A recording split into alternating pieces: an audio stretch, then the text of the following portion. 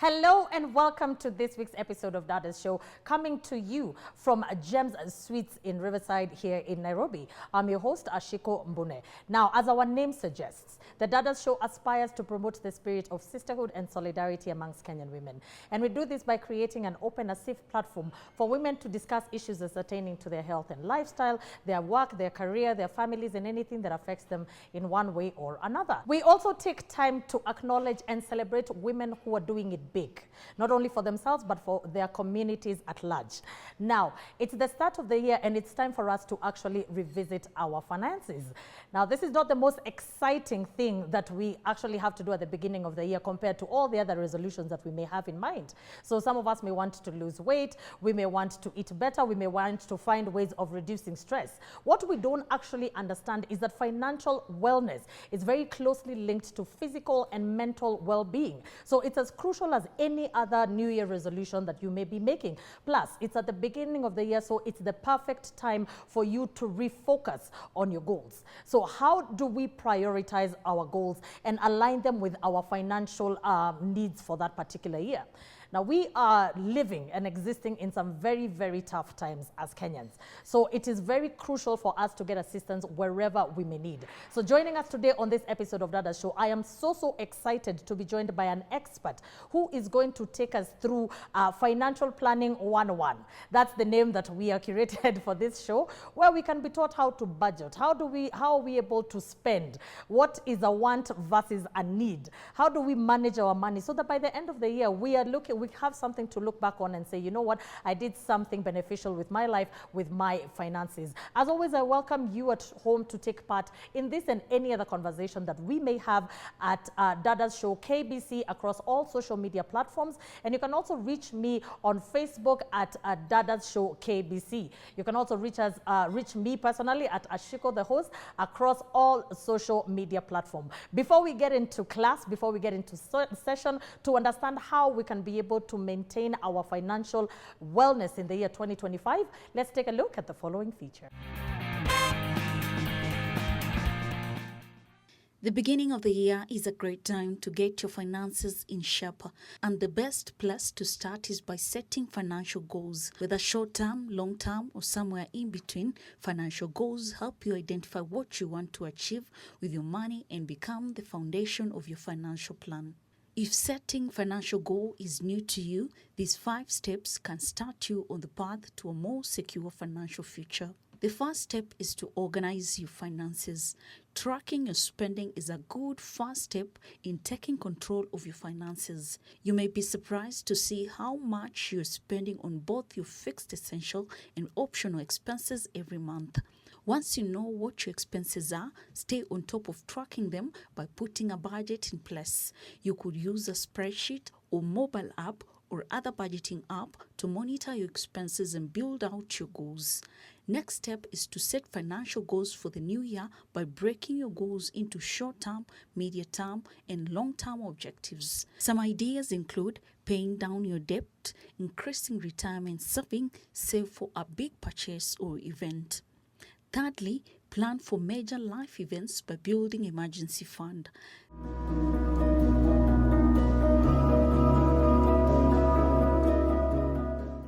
This fund is critical to ensuring your financial plan does not veer off track if or when something unexpected comes up. This type of goal is a need and should be prioritized. Then, choose a strategy for paying down your debt. Having a lot of high interest debt can get in the way of your financial goals. Consider developing a debt strategy for a year by consolidation or refinancing, and if applicable, explore options to consolidate or finance loans to get better rates. And finally, increase your financial literacy. Learn about personal finance by reading books, listen to podcasts, or take online courses to increase your financial knowledge. Keep learning because the more you learn, the better financial decision you can make. By setting clear goals, staying disciplined, and adapting as necessary, you can make the most of the new year and set yourself up for long-term financial success. For Dadas Show, my name is Miriam Odanga. Welcome back. If you're just joining us, this is a very, very key episode of Dadas Show where we are looking at your financial wellness. We are beginning the year, and of course, we have spent a lot of money, a lot of our finances during the festivities. So here we are, and we have school fees to pay, we have house rent to pay, we've got mortgages and bills to take care of. How do we go about prioritizing our financial goals? So like I mentioned before the break, I am joined by an expert. This is actually what she does for a living, who is going to take us through how we need to manage our finances. Like I mentioned, we are going through, the cost of living has increased, almost tripled, quadrupled. So we need all the help we can be able to get so that we can be able to manage our finances. So I'm very, very proud to introduce somebody who's actually been on the show before. She is one of our friends at Dadas Show, and we really, really enjoy having her here. So welcome, karibu sana, Lydia Ndiho, and I'm so, so happy to have you here to take us through Finances 101. So karibu sana to the show. I also cannot fail to welcome and acknowledge my wonderful audience who take time week in, week out as we sit and we discuss issues affecting Kenyans. Not just Kenyan men, not just Kenyan women, but all of us Kenyans. So here we are, and we're really, really happy that even you at home are joining us, so we can be able to discuss and chart the way forward for 2025 financially. So let's start us off. Tell us a little bit about Lydia and how you are connected to the topic of the day. Okay, thank you, Ashiko, for having me. My name is Lydia Ndiho. I am a wealth manager. That is, basically, I take care of people's money, Yes. from the simple things as budgeting to the bigger things as offshore investments. Yes. Whichever way you want us to go. I like thinking of myself as an engineer for your financial car. Oh, wow. We go through each part and make sure each part is working. Yes. Because if the whole is not working, then the vehicle is just going to collapse. it's dead. It's going to collapse. So that's the part that, that's the reason I am excited about this. I like talking about money. I like training about money. I like teaching about money, because once we get financial literacy correct, then we're able to achieve all our goals. Yes. Thank you so much. You've mentioned something about financial literacy. And financial literacy is a term that is always being thrown around all over the place, and everybody, women should get a lot of, financial literacy, because once they have financial literacy, it's empowering to them. What is financial literacy? It is basically understanding your money. It's looking at it in a holistic way. So for example, you're a woman who has a small shop. Yes. In the village, and so you are thinking of expanding this shop. The first thing you need to understand is debit and credit. How much do I get per day? How much do I spend on stock? How much is my profit? As simple as that. For us who are working, who get our paycheck, it is knowing how much do I spend per month. If I asked you today, how much do you spend on your groceries?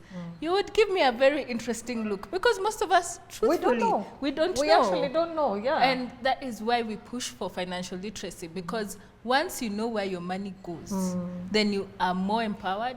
You know then where to fix, what to fix, and how to plan ahead, because we must plan ahead. Given the economic times we're in, we must plan ahead. We must. So now here we've talked about financial literacy. And I like that, and I like how you've broken it down to the simplest form. The mama mboga in the village, us who are employed, how do you make your money work for you in a nutshell? Yes. And because the question of groceries is actually very, very, very important, and it's one of the things that I definitely want to look into a little bit more in 2025. Because when we look at something like groceries, sometimes ukienda ununue nyama leo, ununue carrot, vitu tudogo, you sit at the end of the day and you find, my word, I have spent quite a huge chunk, and maybe there would have been a different way to approach it. Yes. So speaking of ways, what are some of the financially smart ways to start 2025? I've already told you my personal issue is groceries. Okay. And the fact that I would walk into a supermarket without necessarily having a shopping list, and you just buy, and then you spend the rest of the month complaining how broke you are. Okay, so first things first. My challenge for you, the first 3 weeks of January, write down everything you spend every day. If you spend 10 bob on that tomato on the roadside before you get home, that one thing you picked in the supermarket, any amount you spend, I'll tell you this, write it down. Yes. What happens at the first week, you're okay, you're like, okay, kinda.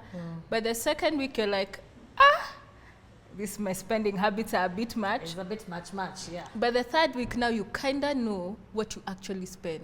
So that by the fourth week, when you're writing your budget for February, you're writing a correct budget, a true budget. Kenyans have this belief that our budgets should be what we think. It should be what you use, what you actually utilize.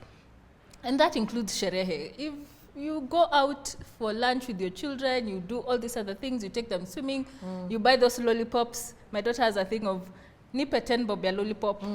Those 10 bobs account for them. Account for that, yeah. So that by the time February is coming, you know my groceries, in actual fact, that I usually budget for 40,000, they're actually 60,000. So what am I going to do? Do I reduce? Do I start buying wholesale? Do I buy in bulk? Do I reduce? Do I say, people, the food menu in this house is changing.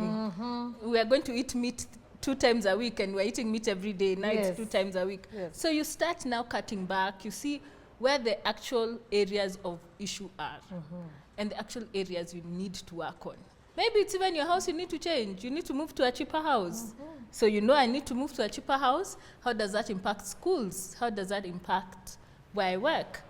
That type of thing. So you look at it holistically as a person who exists, as a shiko, with all the things you do. That budget should address all of them. Yeah. So definitely, so we're looking at the smart ways to start 2025. So right now you've said, let's account for everything. Everything, kama ni 10 bob hapa, kama ni 20 bob, if you tip people, if you do these things.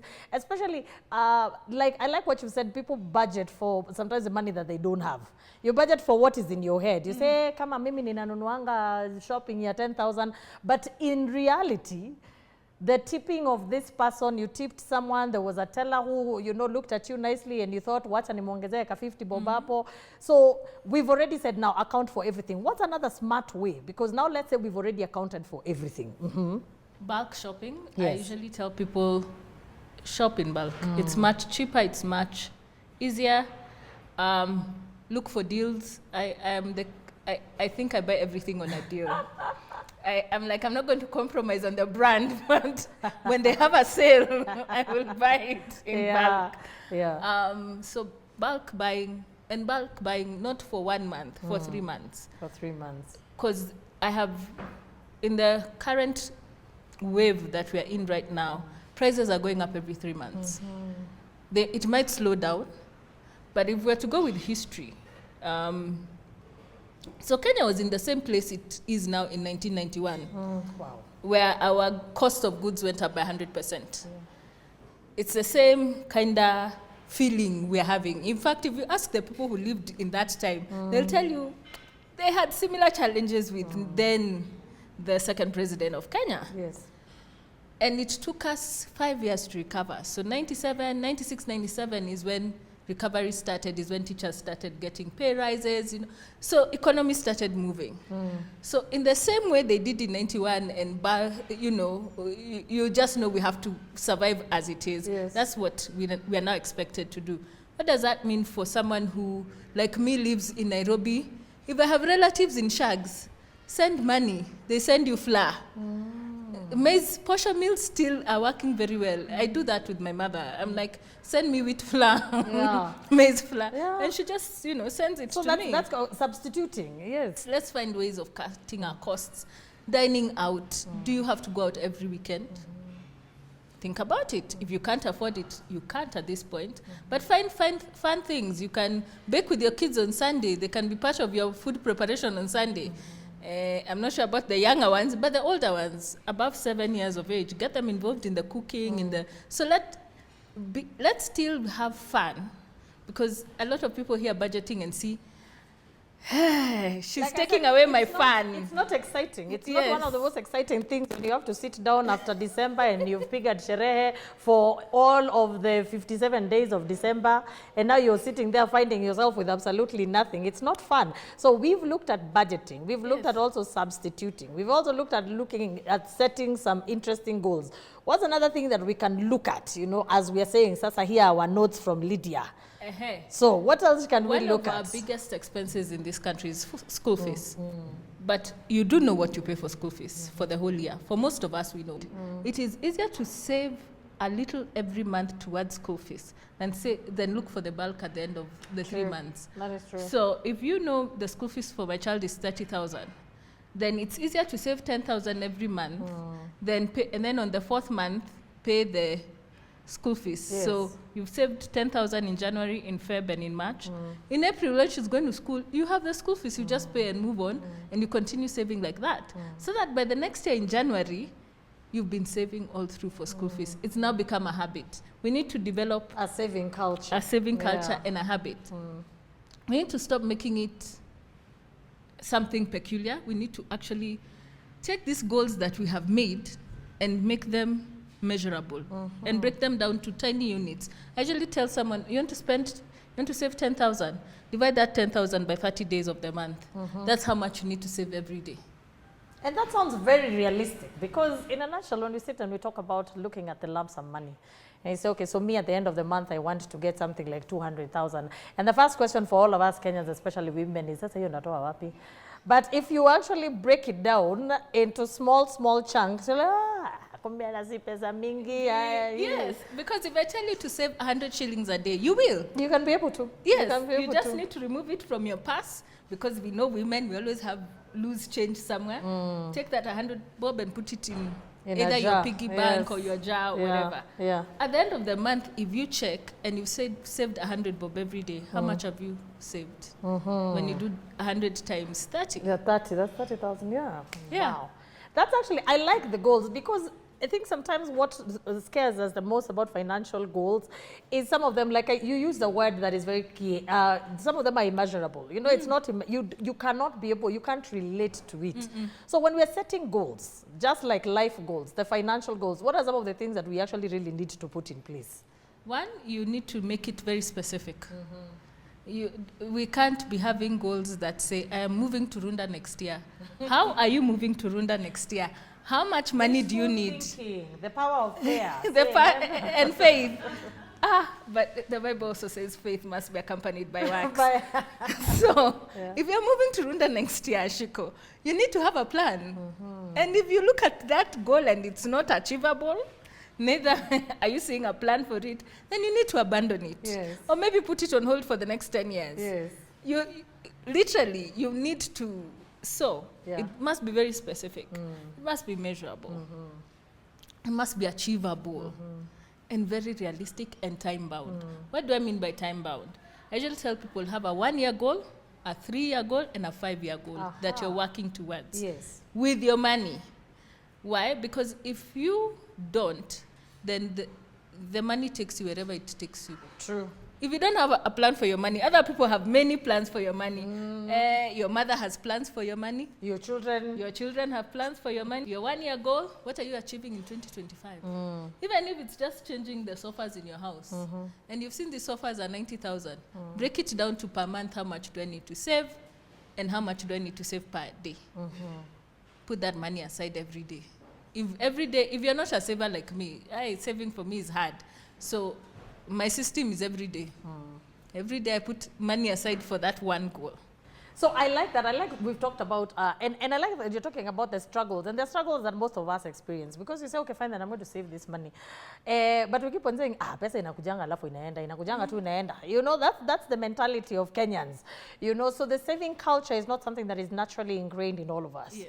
So how do you go about making sure that you stick to these goals? I like the fact that we're talking about just, you know, we've not said 10,000 goals. We've said, let's account for the money that we are using. Let's look for a way to substitute things. Let's live within our means. And then now here, let's save something. Even before we've gotten into the nitty-gritties of finances, how do you stay on course for just those three? Just those three. That's all I want to know. One, work within your personality. I think we assume because we watch other people do it. And if you're my personality is very flag. Yes. It's never that serious. Yes. So for me, saving is never that serious. Yeah. There are others who are choleric. who saving is easy for them, they'll put a standing order, they will. For me, my goals are usually very daily. They, like, literally, it has to be a daily thing, because if I don't feel the pinch of it, I won't do it. Of course. So work with your personality. Learn your personality, money-wise. They are hoarders. Now you have to work with a hoarder, because they're all about every little thing has to be saved. Yes. So even for the hoarder, we need to make them spend.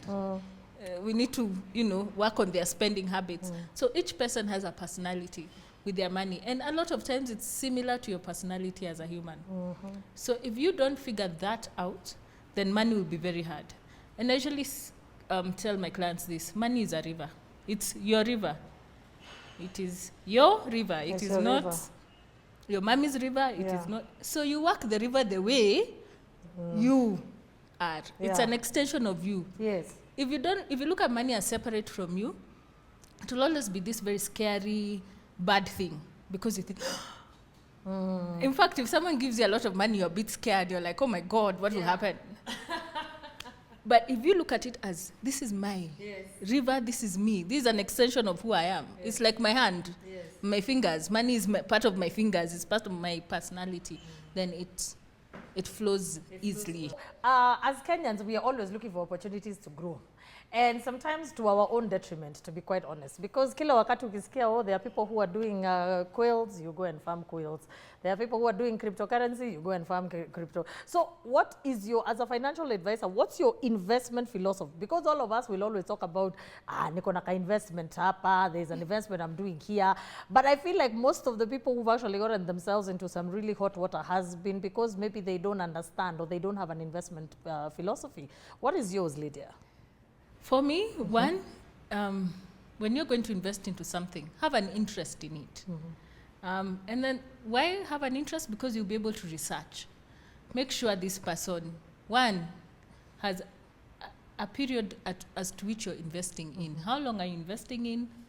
What's the structure? Who regulates them? Ashiko, we need to look at regulation. Because a lot of us have invested in things. First, we don't understand the product that is being sold. Of course, yeah. Our friends influenced us. We have that thing, especially for women. Yeah. My friend is doing so. Even me, I think I should try it. Yeah, she told me she asked me for 20,000. Yes. Let's just look for 20,000. That's fine. Let's go. And we don't know what. We don't know how. When. The product. Yes. How it's structured. Who is the overseer? You see, let me give an example. The money markets, the unit trusts in Kenya, the money market funds in Kenya, CMA has a website that lists them. So you just need to go to CMA, money market funds, the authorized money market funds. There is a whole list. Check that person is telling you to invest in this and it's a money market fund. Yes. Check whether that. Go and confirm, yeah. On the CMA, trust but verify is what I usually tell everyone. Trust that the person is telling you the truth, but verify. Go and verify. I like that. Trust, but verify. Yeah, verify that what you're being told is true. Because if you look at then the CMA list and that name is not there, then please just nicely look at the ones that are there. If you're stuck, you can call me. If not, find another financial advisor and pick a product that is actually regulated. Why? The regulator protects your money. The regulator makes sure that that company is following the rules as they are. We have Kenyans and then please look at the returns. If someone is telling you the returns of this thing are too good to be true, they are too good to be true. Just leave it alone. If someone tells you will double your money in 6 months. In 6 months. And we like those stories. Oh, especially as women. We really like those stories because someone says, my friend went to Dubai and they're making money from cryptocurrency. Now you've even brought on money markets. So let's go back to Lydia, let me take you back. And we just go back to the basics. So what are we investing in? Have we done our research? Yes. What's actually out there for people to invest in? There are as many products as there are people, both in Kenya and out of Kenya. What you need to do is now think of yourself, your money personality. Remember we talked about personality. Yes. Don't get into things that will give you a heart attack. If you're, let me get into this now. If we have 3 different risk personalities. There are those who are high risk, there are those who are medium risk, and most Kenyans are low risk. Yes. If your personality is low risk, don't pick a product that will give you sleepless nights and cause your blood pressure to go high, because the fluctuation of the market is as crazy. So for example, if you're a low risk investor, if you come to me and tell me you want to buy shares, we will really have to have a discussion about stocks and shares, because the market by nature is turbulent. One morning we are at 10 bob per share, the next day we are at 55 bob per share, the next day we are at 3 bob per share. What happened? And I'm like, calm down, it will correct itself. The market always corrects itself. But you see, that's my personality. Yes. Again, I'm flag. It's never that serious. Calm down. The market will correct itself. However, if you're high risk and you come and tell me you want to buy a government bond, I'll tell you this will not cause you any joy. Because you'll be waiting for it to change. And you're there, you're being given 12 years.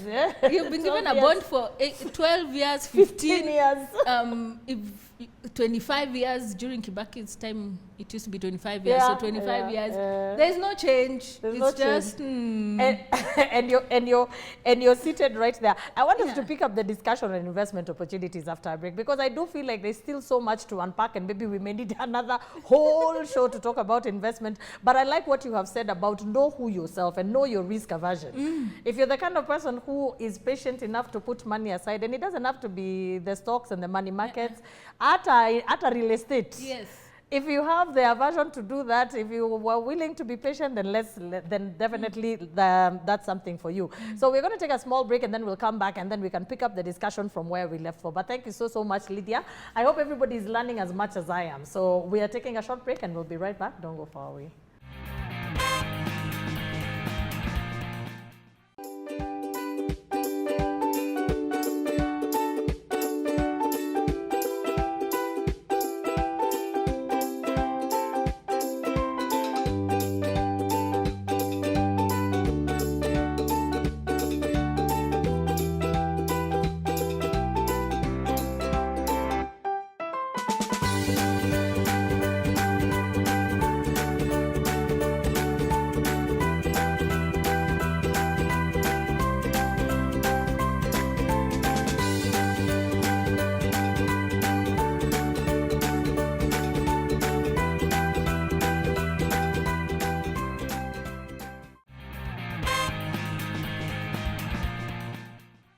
Welcome back. If you're just joining us, you've definitely missed quite a very insightful chunk, but do not worry. Every single episode of Dadas Show can always be found under the KBC Channel 1 YouTube page. So if you've missed this episode, you can always find any other that we have aired before. You can also find us on KBC Channel 1 across all social media platforms.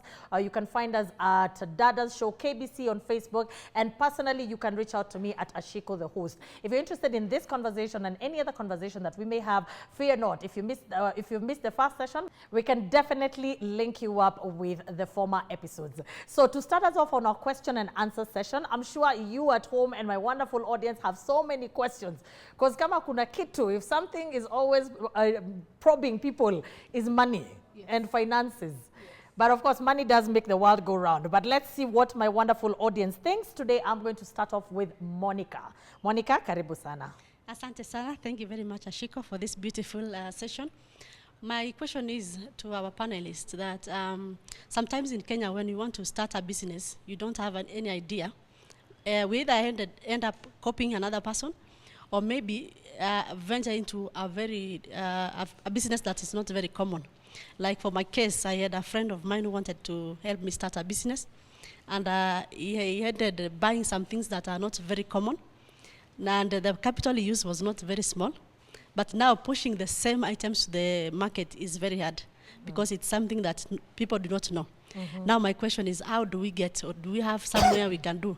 Because I have seen that most people rely on AI to ask some questions, and then they end up maybe venturing into businesses that are not very common.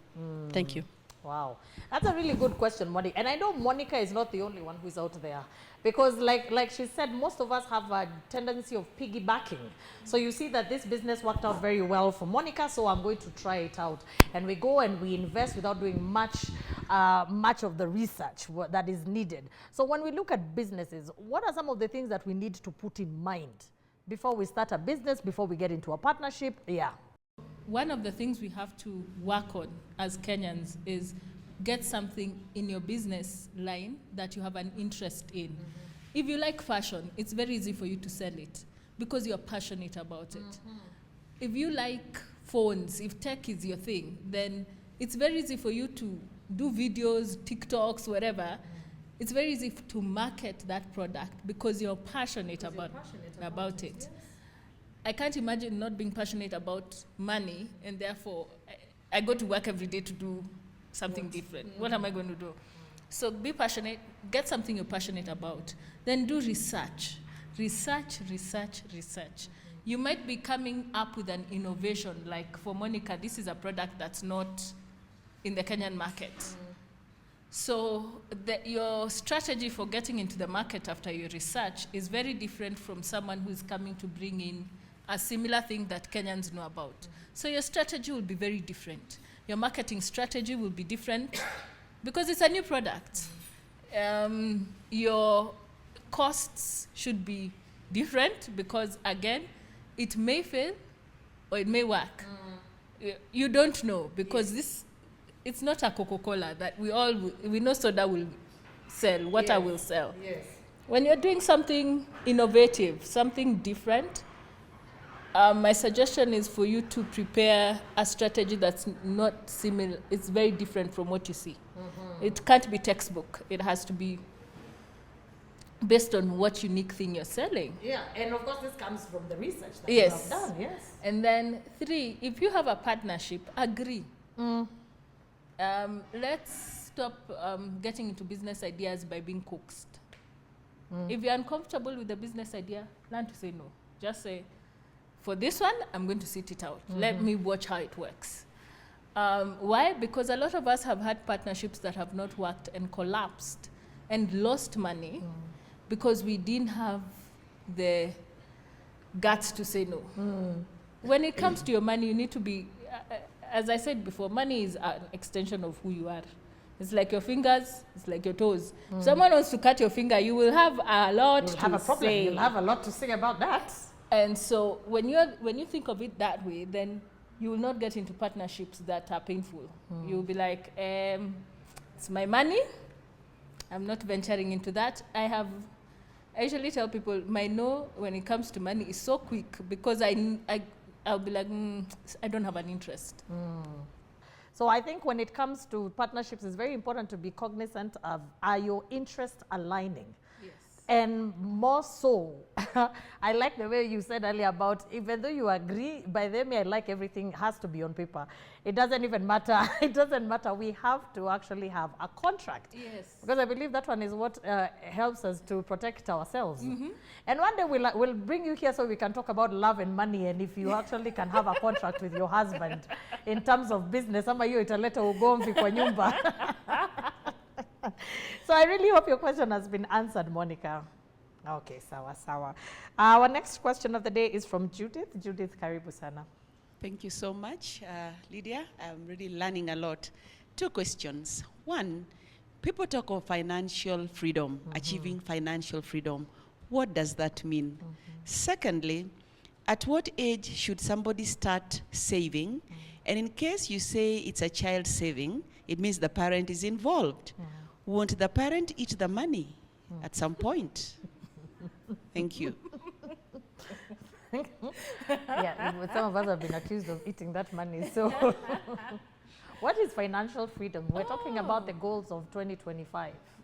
Someone has written financial freedom. What is financial freedom? Financial freedom is getting to a place where your investments or your passive income, I like using passive income, but your investments pay all your bills. The interest you earn, not the capital, the interest you're earning from all your investments combined together, pay all your bills. So you can wake up comfortably in the morning and go do what you like doing. For example, if my joy is to go give lessons or financial literacy sessions in the village, in every village in Kenya, in the 47 counties, and it doesn't pay me anything, I'm fine because my investments are working for me. So that money is enough to sustain my family, sustain my lifestyle comfortably. And then I get freedom to do what you want to do. Yeah. So are salaried people financially free? Because you're talking about investment. So let's imagine majority of us all have an 8 to 5. Are we financially free, or we're just under the illusion that we are? I think if you were fired today, how I would answer that question. If you were fired today, how would you pay your bills? Oh. If for now you look at your, truthfully, Yes. since we're in January and we're doing truthful sessions Yes. in life, if you cannot survive without your salary, then you need to rethink your finances. Okay. Yeah. The next question, now that we've discovered we're not financially free, the next She had a second question She had the about next the question. child. About the child, yeah. I think you should train your children on money. There are quite a number of courses that people are doing out there on money. I've seen a few from some of the insurance companies. I've seen quite a number. Train your child on money. Let your child be comfortable with money. One of the things I say has caused one of the generational gaps in wealth is our parents knew how to run money. And those people stretched their coin, educated their children, did things, bought land, built. They did so many things, but they never transferred that knowledge to us. True. So we are grappling in the dark trying to figure out what's going on. We're busy reading books and, trying very many things. But if, like for me, I'm lucky that my grandmother is alive. So usually when I ask her a question, she'll be like, but you could do this, this, this, this. And I'm thinking, I wish, and why didn't you tell me before? I would not have been struggling this much. Yes. So what do? We must train our children on money. So Judith, I hope your question was adequately answered for that. So our next question is from Lucy. Lucy, karibu sana. Okay, thank you very much, Ashiko. Thank you very much, Lydia. I think life is a school. Today I've learned, I think I'm a low risker. You call them low? You can remember one time I bought the Safaricom shares. They never grew. It was at 3 shillings forever. Ikienda 5, tunasherekea. Unfortunately, I ended up withdrawing. How? My question is, what kind of investment would you advise a small group? A small group of teachers. We save some 500 shillings every month. It has grown. It's not very old, but now we have about 200,000. What can we do with it? We've been talking about T-bills, we are talking about bonds, we are talking about kindly advice. Okay. That's a very good question. Thank you, Lucy. One, I would say, what was the minimum of you starting the chama? That is where we start. If the aim of starting the chama was just the social, then the money came. Usually say there are chamas that start socially. We like meeting each other for tea, nini, then we start a chama and we have a contribution. In that sense, you don't have an investment plan. As women, you have just enjoyed having tea together. Yes. So I'd start with make an investment plan.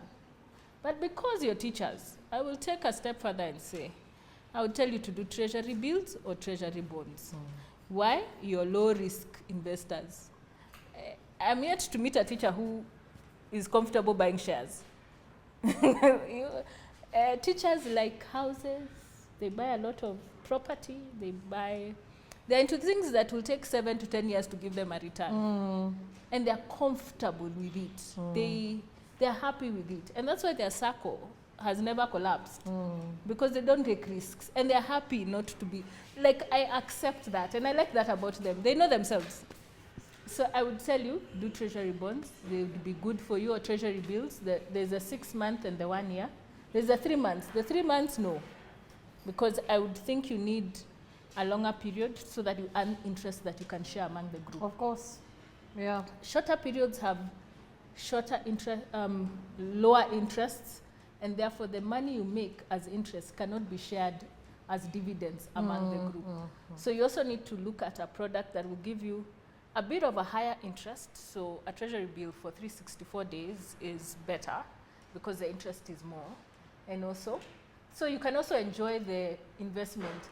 You see, the joy of having an investment is the interest, so that you can go and buy that cute shoe you saw and the handbag you like, as we were talking about financial freedom. So aim for your investments to give you the highest return that you can get. Yeah.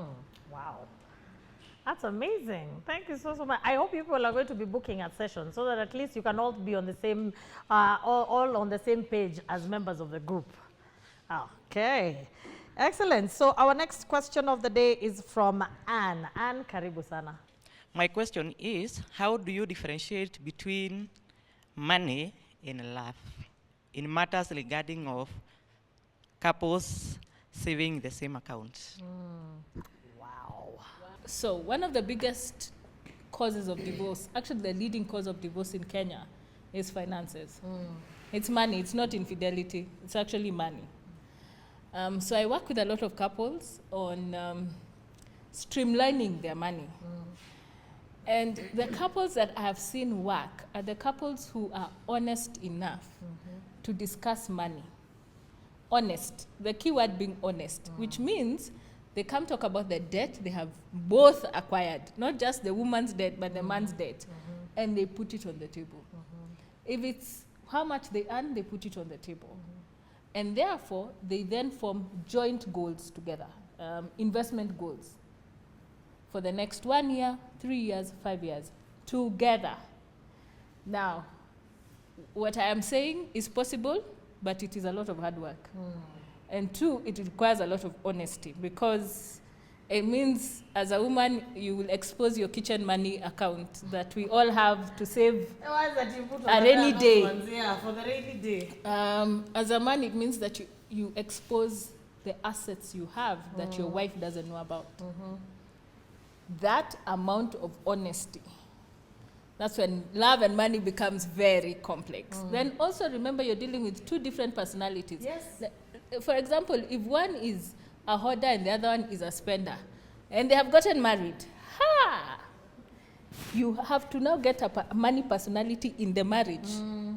That me, I don't like spending, so everything that she does or he does is irritating me because he's spending money. I like spending, and therefore I don't understand why they're hoarding the money. Do you see where love and money starts being complex? Let me give you a small segue. Would it be advisable for even couples, to be honest? And like I said, I know this is we're just opening a can of worms and we do not even have the time to go through it. But what is from your experience interacting with couples, do you think it's advisable for couples to get into business together? 50% has worked, and I've watched them work, but then they had similar goals. And interesting enough, they'll do things like IT together. Real estate is very big. There are very many couples who do real estate together, in especially construction, property development. Yes. And now shops, like wholesale shops, those type of things. I've seen that has worked. But you see, it also depends on their personalities. So there are some people who, if we see each other every day, it doesn't work. Yeah. We leave the house together. Oh, dear Lord. We go to work together. And then we come back again. And then we come back together. For some people, it's excellent. So don't push the idea if you and your husband don't have similar business interests. Because even to agree on the business to do together will be a problem. Because we have no similar interests, especially when it comes to business.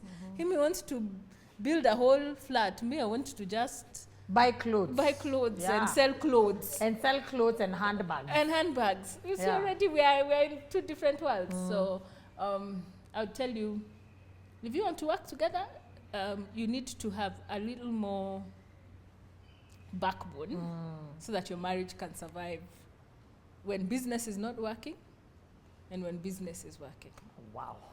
I've got like another 57,000 questions, but the time will not allow us to do that because there's so many things, and I'm really hoping that you're enjoying it. And if this is something that you would want us to delve into as Dada's show, which is love and money, then definitely reach out to us and we can see if we can be able to get Lydia back here and she can be able to tell us the truth. Vile vitu ziko kwa ground about couples who go into business together from her point of view. Okay, so our next question and our final question of this session is from Naomi. Naomi, karibu sana. Thank you so much, Shiko and Rydia. My question is, how early should one start planning for retirement? That's an excellent question. When should we start planning for retirement? You know, because everybody's always like, oh yeah, you know, retirement fund, but when should we start planning? Right now we have energy, we are robust, but what should we really be doing in regards to retirement? From your first income, I cannot, I can say first salary, but let's say first income, yes, you should have started saving for retirement. If you haven't, then you're a few years late. I usually say calculate it this way, from your age to the age of 55, how many years are remaining? Then calculate how much do I need every month, okay? At 55, how much do I need every month? So how much should I be saving so that I can achieve that amount of money every month? Yes. That's very so that, you know, that means that some of us might need to be saving 25,000 per month. Yeah. To just catch up, with so that everything. by the time we're retiring, we have enough money to live on. For others, it will be 40,000, 30,000. For others who are just starting off, if I tell you to save 5,000 bob towards your retirement, you're not feeling the pain because truthfully, you have another 30 years actually. If you're 25, you have another 30 years to plan for your retirement. So plan at 25, don't plan at 40. So that you don't, so it's not a rat race, you know, later on in life. Wow. Well, and then pick an instrument that earns interest. I know we like quick money, but if you're going to save for retirement, pick a retirement plan, a pension or provident fund that earns an interest. A lot of times our employers will recommend something. If your employer is not doing it, do it yourself. There are so many individual private plans. If you're confused, you can, I think Ashiko will give my contacts at the end of this, but if you're confused, reach out and let's help you because there are many. They are allowed, RBA has authorized quite a number of them. That includes your NSSF Tier 2. If your organization is sending your NSSF Tier 2 to NSSF, let's talk about it. Perhaps they don't know that they have the option of sending it to a private pension plan. Wow. That's definitely a lot of food for knowledge. You know, give us your parting shot for this particular episode. Now that we're talking about financial planning, we've talked about so much. We've talked about retirement. We've talked about love and money. We've talked about saving. So we've talked about goals. What is your parting shot for us, especially as women moving forward in 2025 in matters finances? Every shilling that you save must make you some money. Every shilling that you save must make you something. Which means even if you're saving for a simple thing like school fees or a new sofa, the instrument you're using to save must have a return. It must be an interest rate. Please just do that. This year, let every shilling that you're saving make you some money. I know we like saving in our piggy banks and in our bank accounts, but you know, look at it holistically. How much is the bank giving you? Are there other options? What options are there? How do I go about it? But let every shilling that you save make you some money. Oh, wow. Yeah. I like that, and I feel we should print it on a t-shirt for the year 2025. Every shilling must count. It must make you some money. Because I think for most of us, you always find money coming out. At the rate at which it's coming out is not the rate that it's coming back in. And so you're constantly feeling like you're chasing your tail throughout the year. So thank you so much, Lydia, for making time to actually sit with us and to educate us. Because it feels like an educational session, I know, right? You know, we feel like we've learned a thing or two, and I also hope it's the same thing for you at home. So if you've learned something today and you actually want to get Lydia's contacts, or you want to know more about the show, remember to reach out to us at KBC Channel 1 across all social media platforms. You can also reach us at Facebook at Dadas Show KBC. You can also reach me personally at Ashiko, the host, across all social media platforms. So on behalf of our location partner, Gem Suits Riverside, here in Nairobi, and of course the production team at KBC, I wish you all a very insightful and very financially friendly 2025. I hope every single coin will work for you, and it will benefit you, and it will grow you, and you will be, in turn, you will be able to carry it forward. So for now, goodbye, take care of yourself, and until next time, bye for now.